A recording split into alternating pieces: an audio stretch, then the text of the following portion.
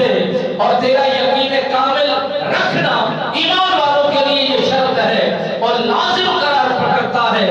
میرے آقا مولا صلی اللہ علیہ وسلم سرکار نے فرمایا صدقے کی تربیت یہ ہے، جب بھی صدقے کا باب آتا ہے، جب بھی صدقے کی بات آتی ہے، رسول اکرم نور مجسم رحمت دو عالم صلی اللہ علیہ وسلم سرکار مسجد نبوی کے اندر جلوہ فکر تھے، جلوہ گر تھے۔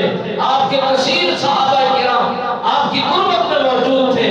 کوئی دین سیکھنے آیا، کوئی معیشت کو سیکھنے آیا، کوئی دنیا داری کو سیکھنے آیا، کوئی جہانداری میں رہ کر اصولوں کو سیکھنے آیا، کوئی حسن اخلاق کو سیکھنے آیا، کوئی تربیت کو پانے کے لیے آیا، کوئی گفتار کے انداز کو لینے کے لیے آیا، کوئی حسن جمال کو دیکھنے کے لیے آیا۔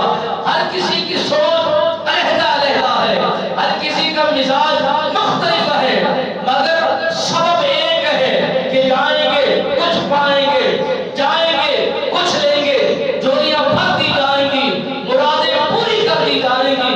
مگر میرے آقا مولا صلی اللہ علیہ وسلم سرکار کی دربار مہربان کے اندر ایک صحابی رسول حاضر خدمت ہے، عرض کرتا ہے یا رسول اللہ میرے پاس ایک درہم ہے، کس پر خرچ کرو؟ میرے آقا مولا صلی اللہ علیہ وسلم سرکار نے فرمایا تم اپنی جان پر وہی درہم خرچ کرو۔ میرے آقا نامدار صلی اللہ علیہ وسلم سرکار کے دربار میں وہ سائل، وہ غلام، وہ محبت کرنے والا حوالدار پھر عرض کرتا ہے یا رسول اللہ ایک اور درہم بھی موجود ہے۔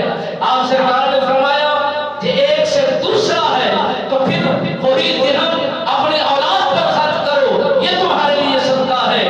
اور عرض کرتا ہے یا رسول اللہ صلی اللہ علیہ وسلم ایک اور بھی ہے۔ آپ سرکار نے فرمایا پہلا صدقہ تمہاری جان پر ہے کہ تم اپنی جان پر صدقہ لگاؤ گے، تمہاری جان پر لگنے والا مال تمہارے لیے صدقہ ہے، تمہارے لیے جائز ہے، تم اپنی جان پر صدقہ کرو۔ پھر دوسرا حکم دیا کہ تم اپنی اولاد پر خرچ کرو۔ تیسرا فرمایا گیا کہ اگر تیسرا درہم تمہارے پاس موجود ہے تو دائیں بائیں نہیں، اپنے گھر والوں پر خرچ کرو، یعنی بچوں پر خرچ کرو، بیوی پر خرچ کرو، بیٹیوں پر خرچ کرو، اپنے گھر والوں پر خرچ کرو۔ پھر عرض کرتا ہے یا رسول اللہ صلی اللہ علیہ وسلم ایک اور بھی ہے۔ آپ سرکار نے فرمایا اپنے عزیزوں پہ خرچ کرو، اپنے رشتہ داروں میں خرچ کرو۔ جب یہ باتیں طے پا جاتی ہیں میرے آقا مولا صلی اللہ علیہ وسلم سرکار نے فرمایا یہ مت سمجھنا کہ اگر کسی کو مال دیا جائے